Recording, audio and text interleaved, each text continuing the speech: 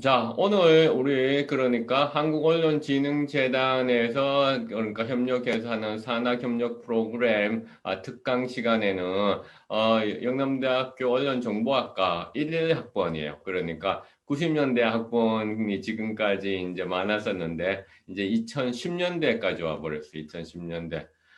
여러분들하고 그런 같은 2010년대 학번이다. 그렇죠? 그러니까 여러분들도 2010년대 학번인데 11학번이고 그다음에 현재 그러니까 지역의 대표 신문사인 영남일보에 이제 근무하고 있는 정우태 기자인데요.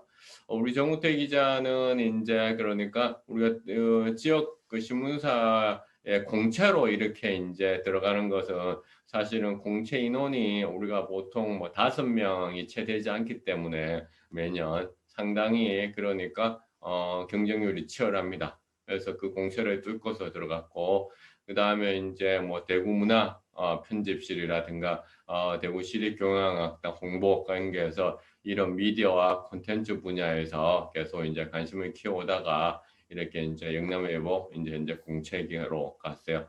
아마 우리 이제 특강을 하고 있는 그런 그 강사진 가운데서는 가장 그러니까 젊지 않을까 싶어요. 그래서 여러분들하고 그러니까 가장 그러니까 연령면에서는 여러분들과의 소통에 그러니까 격차가 가장 적은 그런 강사였지 않을까 생각합니다. 그래서 여러분들의 선배인 우리 영남일보 정우태 기자를 우리 박수로 환영하면서 시작하도록 합시다. 예, 환영합니다. 박수 한번 칠까요?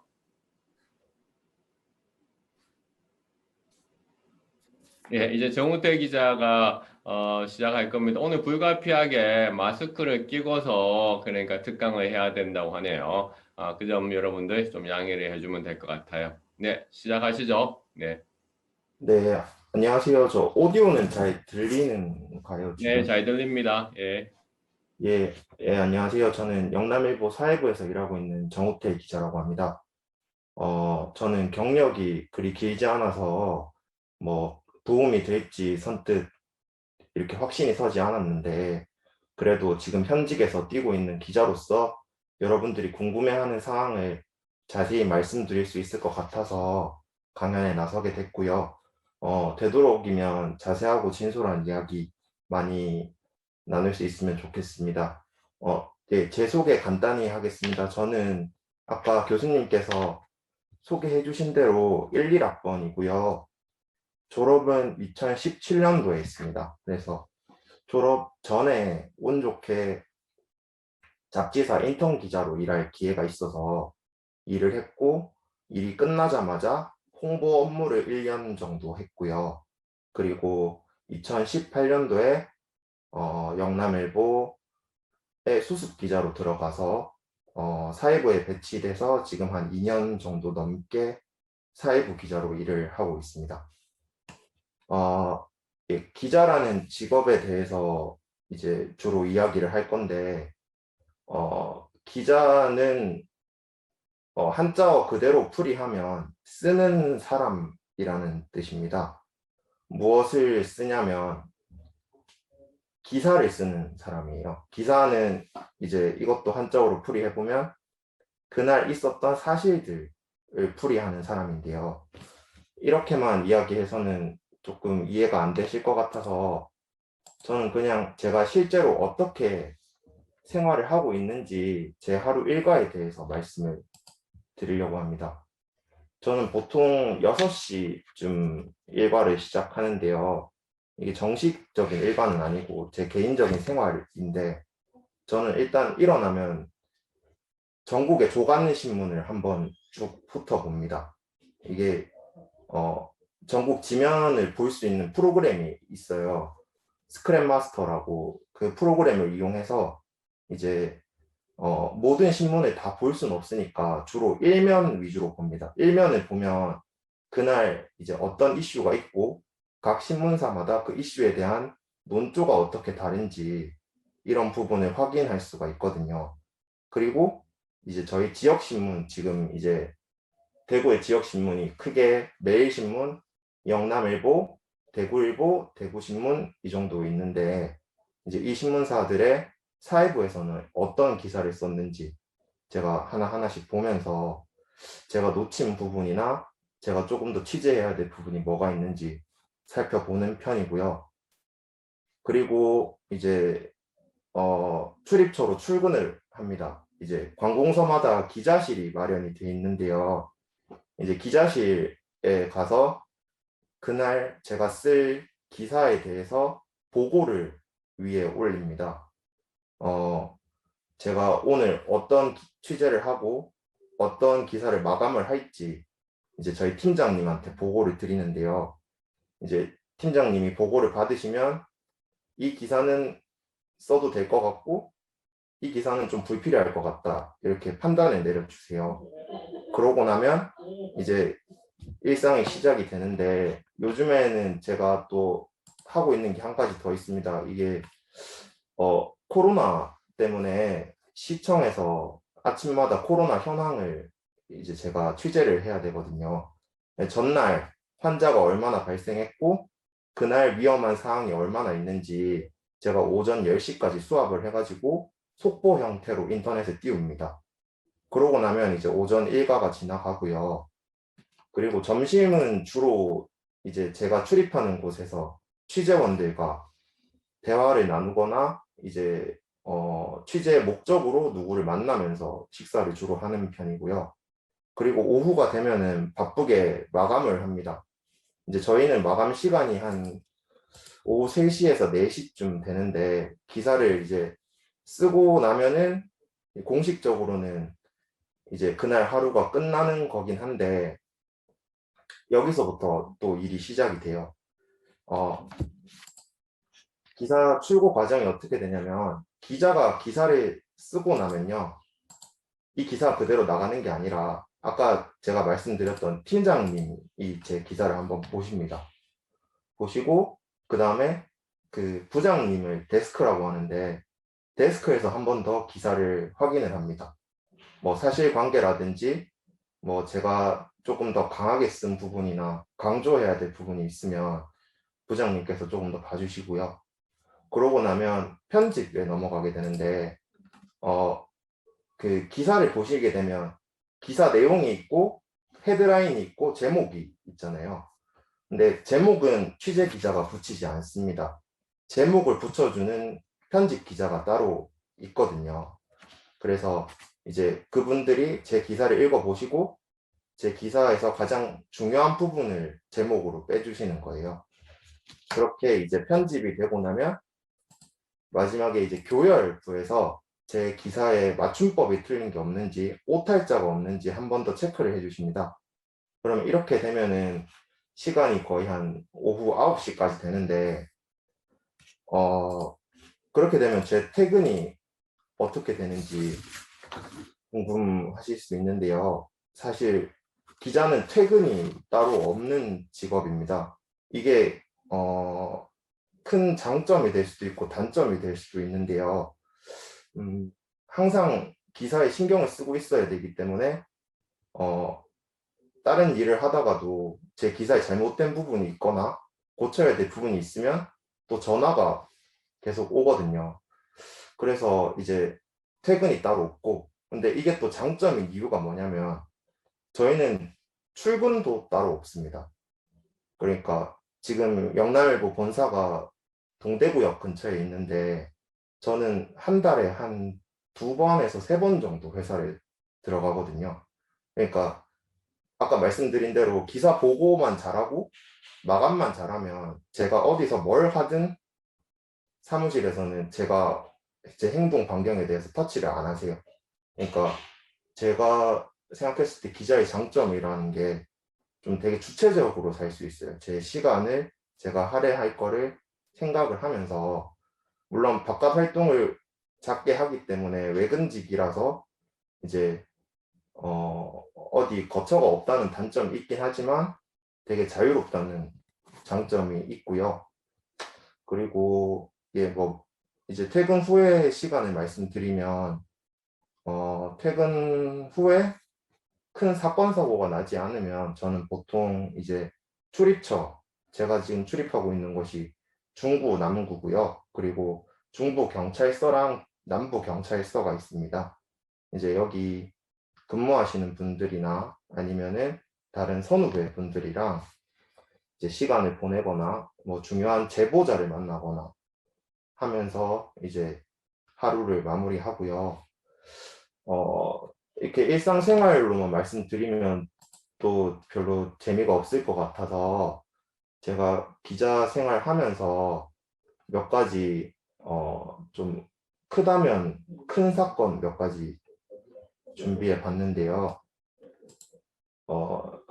이게 제가 수습 기자 때 겪었던 사건인데 수습을 하면 아침마다 경찰서를 가야 돼요. 그 아침 한 7시까지 경찰서를 가서 이제 파출소도 갈 때도 있고요. 가면 이제 새벽 시간대부터 어떤 뭐 강력 사건이 있었는지 한번 확인을 쭉 하고 그날 하루를 시작을 하는데 그날도 이제 제가 아침에 중부경찰서를 갔다가 나오는 길이었는데 이때 그 옆에 향촌동에서 큰 불이 났습니다. 그래서 거의 제일 일찍 도착을 했는데 아직 2월 달이고 되게 추운 날이었거든요. 근데 비가 굉장히 많이 오는 날이었습니다.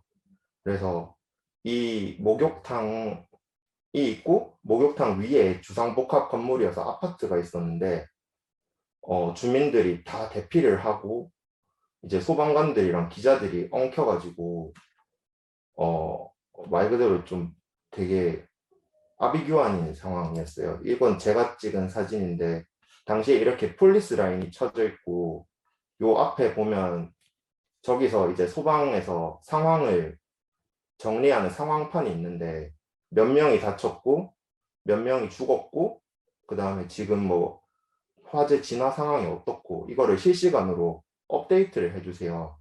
근데 저는 그때 여기 앞에서 어 이제 비 쫄딱 맞아가면서 이 상황을 계속 지켜봤습니다. 어떻게 바뀌고 어떻게 돼가고 있는지 계속 기사도 써야 됐는데 이때 선배들이 기사를 써주셨고 저는 이 현장에서 거의 밤까지 머물렀던 기억이 있고요. 그리고 이제 끝나고 나서는 주민들이 임시 거처까지 한 100여 명 정도가 대피를 하셨었거든요. 그래서 그것까지 챙기면서 취재를 했었습니다. 그때는 수습 기자라서 제가 아는 게 많이 없었는데 그래도 뭔가 큰 사건을 경험하고 나니까 어, 이게 진짜 조금 일이 재밌구나라는 생각을 좀 했었어요. 그리고 이거는 통신사에 나왔던 사진인데 그 권영진 시장이랑 그 당시에 김부겸 행안부 장관이 이제 화재 진압 현장에 왔었고요. 요 뒤에 제 얼굴이 좀 찍혔는데 이게 되게 기억에 남아가지고 사진 한번 넣어봤습니다. 당시에 되게 좀 비 맞고 좀 힘든 취재였는데 그래도 재밌었던 기억이었습니다. 그리고 그 다음 슬라이드는 이제 같은 해에 있었던 또 비극적인 사고가 하나 있었는데 독도에서 이제 부상자를 태워서 대구로 이송할 예정이었던 소방 헬기가 이제 이륙한 지 채 1분이 안 돼서 바다로 떨어진 사건이 있었어요. 당시에 이제 소방대원 5명을 포함해가지고 총 7명이 타고 있었는데 단 한 분도 생존하지 못했던 사건이었습니다.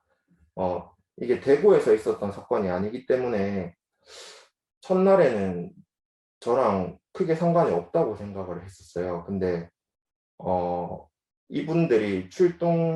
이분들 소방대원들 소속이 어디냐면 중앙 119 구급본부라는 곳입니다. 중앙 119 구급본부는 달성군에 위치해 있는데요.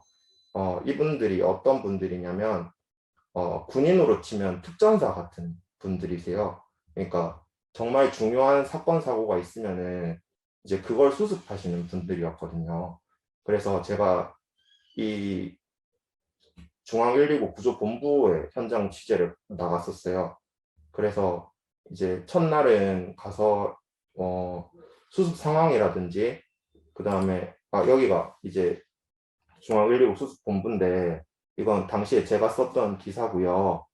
그 현장에서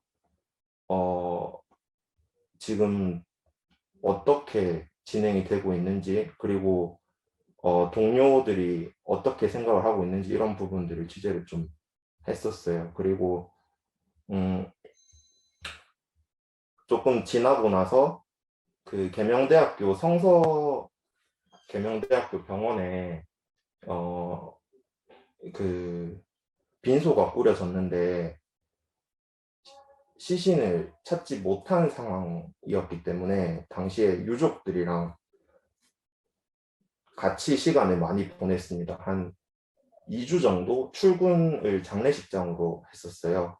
그래서 그분들의 뭐 슬픔이라든지 이런 거를 함께 하면서 제가 취재를 했었고, 당시에는 조금 되게 심적으로 힘들었었는데, 나중에 지나서 생각을 해보니까 이제 언론이 큰 사건이 있을 때 같이 슬퍼해주고, 그리고 다시 이런 일이 벌어지지 않도록 좀 경각심을 계속 일깨워주는 역할도 한다고 생각을 하게 됐습니다. 그리고 다음은 이제 이거는 지금 현재 진행 중인 상황이죠. 코로나19인데요. 이거는 제가 그 대구에 첫 확진자가 나오기 이틀 전쯤에 찍은 사진입니다. 호송대원들이 보면 전부 옷을 입고 계신데 처음에는 이게 되게 공포스럽게 다가왔었어요. 제가 2020년 2월 18일을 기억을 해보면 그날 제가 뭘 했는지 1분 1초 단위로 생각이 전부 다 나거든요. 그날 이 공교롭게도 이제 대구 지하철 참사가 있었던 날이기도 했습니다. 그래서 제가 아침에 중앙로역에 나가 있다가 갑작스럽게 문자 한 통을 받았는데 이게 대구에 첫 확진자가 나왔다는 소식이었어요. 그래서 이제 당장 기자실로 돌아와가지고 정보를 수집하는데 대구 교회라는 키워드가 유일한 단서였습니다. 그래서 대구에 있는 모든 교회에 전화를 다 돌렸어요. 한 400개 정도 됐던 것 같은데 우리는 모른다, 우리는 모른다 얘기를 듣다가 이제 대명동에 큰 교회가 하나 있는데 거기에서 대규모 확진자가 나온 것 같다라는 얘기를 듣고 제일 먼저 도착을 했어요. 그래가지고 신천지 대구 교회 내부까지 제가 들어갔었는데 얼마 안 지나서 물론 쫓겨나긴 했지만 이제 그러고 나서 며칠이 채 지나지 않아가지고 대구에서 몇백 명 단위의 확진자가 쏟아지면서 이제 굉장히 힘든 상황이 됐는데 당시에 제가 그 계명대학교 동산병원에 취재를 갔었습니다. 이때 간호사분들이 집에 가지를 못하셨어요. 이제 코로나 환자 치료 때문에 되게 힘든 상황이었고, 그리고 지금은 좀 공포가 덜한데 이 당시에는 정말 좀 눈앞에 환자가 있는 것만으로도 되게 힘든 상황이었거든요. 그래서 병원에 가가지고 간호사분들이 고생하시는 거를 한 만 하루 정도 같이 있으면서 어떻게 생활하시고 계시고 어떻게 이겨내고 계신지 이런 거를 제가 취재를 했었습니다. 그리고 요거는 신천지 대구교회 행정 대집행 있었던 날이고요. 이 경찰이 포렌식 검사를 위해서 대규모로 경찰도 투입되고 공무원도 투입됐던 현장이었습니다. 그리고 이건 제가 직접 찍은 사진인데 그 생활치료센터라고 해서 경증 환자를 수용할 수 있는 시설을 대구에서 처음 만들었었습니다. 그래서 정세균 당시 국무총리가 와가지고 응원을 많이 해주셨었고요.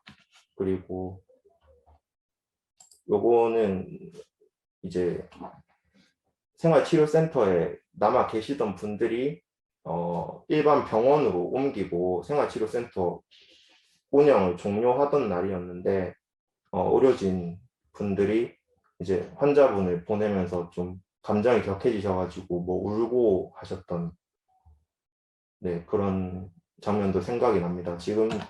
제가 지금도 코로나 취재를 하고 있는데 코로나가 대구에서 이제 1차 대유행 때 굉장히 힘든 시간이 있었기 때문에 근데 대구에서 또 해결 방법을 제시를 많이 했어요. 뭐 드라이브 스루 검사라든지 생활치료센터라든지 그리고 뭐 환자 격리라든지 그래서 취재를 하면서 점점 우리가 이 병에 대응해 나가는 모습이 되게 자랑스러웠고 지금도 이제 어떻게 하면 빨리 우리가 안전하게 일상으로 돌아갈 수 있는지 그런 부분에 대해서 많이 기사를 쓰고 있습니다.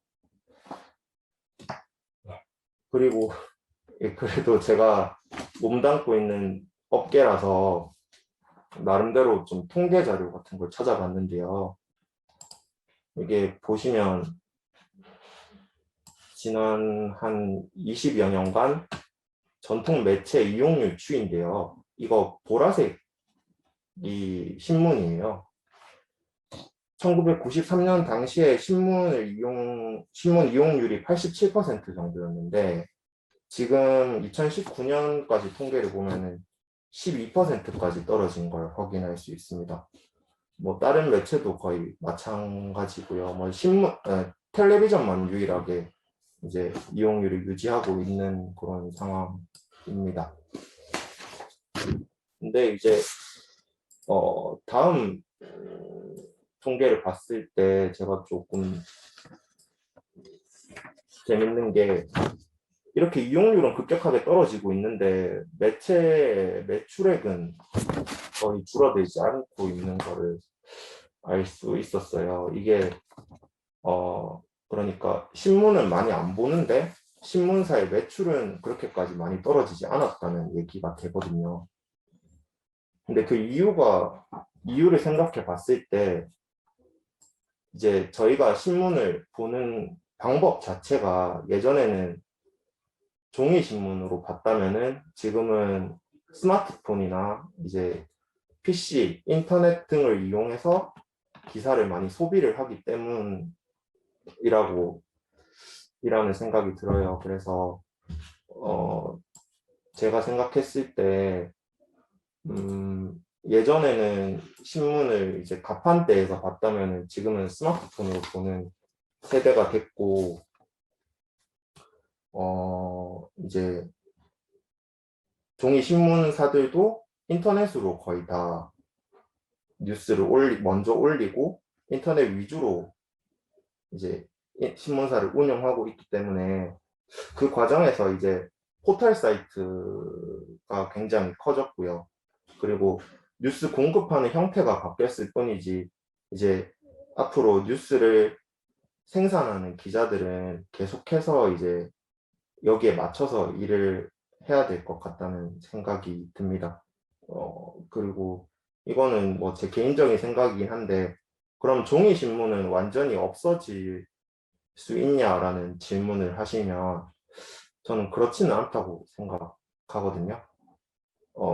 이제 처음에 전자책이 나왔을 때 사람들이 이제 책은 없어질 거라고 많이 예상을 했었는데 오히려 출판업이 더 커졌던 것처럼 신문도 이제 종이 신문도 나름의 명맥은 계속 유지할 거라고 생각하고 그리고 신문 기자도 제가 생각했을 때는 없어지지 않고 계속 있을 것 같다고 생각을 합니다.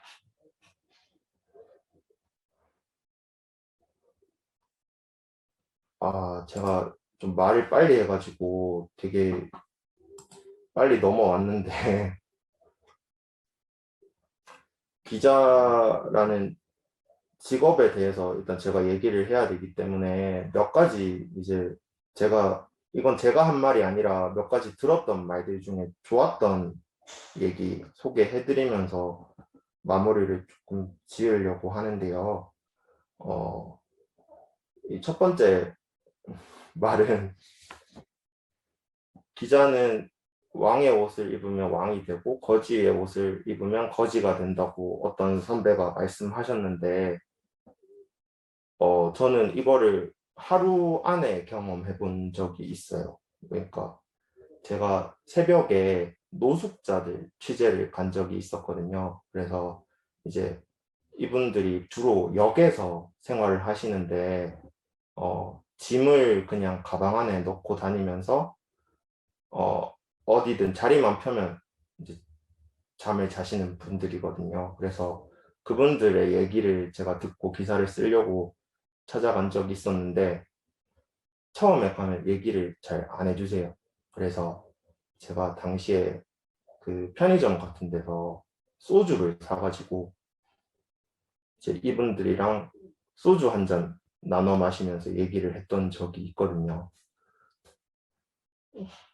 그리고 그 다음날 그 조금 고위공직자들 취재할 일이 있어서 바로 고위공직자들이 참석하는 브리핑 현장에 간 적이 있었어요. 그러니까 가장 사회에서 낮은 부분을 보고 그리고 가장 높은 사람들도 만날 수 있고 이게 이제 일반적인 직업을 택했을 때는 주어지지 않는 기회라고 생각을 하기 때문에 제가 이 말을 한번 넣어봤고요. 그리고 요 두 번째 얘기는 오늘의 역사를 기록하는 사람이라고 제가 적어놨는데 이것도 그냥 제가 들었던 말 중에 좋았던 말이어서 넣어놨습니다. 이제 기자가 기사를 쓰면은 짧은 단신이든 긴 기사든 자기 이름을 넣잖아요. 그래서 나중에 긴 시간을 놓고 봤을 때 이게 기록으로 남게 되는 거니까 무언가를 남길 수 있다는 면에서 좋다고 생각을 해서 이 말도 넣어봤고요. 그리고 다음날 성적표를 받아보는 직업이라는 것도 제가 뭐 아는 선배 중에 이런 얘기를 한 적이 있어서 한번 넣어봤는데 이게 어떤 말이냐면 기자를 보통 하루살이라고 표현을 많이 하거든요. 그러니까 저희가 오늘 정말 좋은 아이템이 있어서 뭔가를 기분 좋게 썼는데 그걸 쓰고 나도 별로 기분이 안 좋아요. 왜냐하면 다음날 뭘 해야 될지 또 걱정을 해야 되거든요.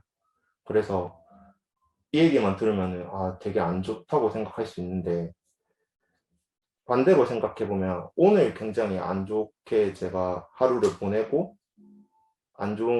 별로 안 좋은 하루를 보내도 그 다음날 정말 좋은 기사를 쓸 수 있는 기회가 주어질 수도 있거든요. 그러니까 특종을 한다든지. 그래서 항상 매일매일이 새롭게 다가오는 그런 면에 있어서는 굉장히 좋은 직업이라고 생각을 하고 있습니다. 제가 그 슬라이드 준비한 부분은 여기까지인데 너무 빠르게 말을 해가지고 조금 시간이 많이 남게 됐습니다. 그래서 좀 질의응답을 많이 받아야 될 것 같은데 혹시 뭐 질의응답 있으신 분 있으신가요?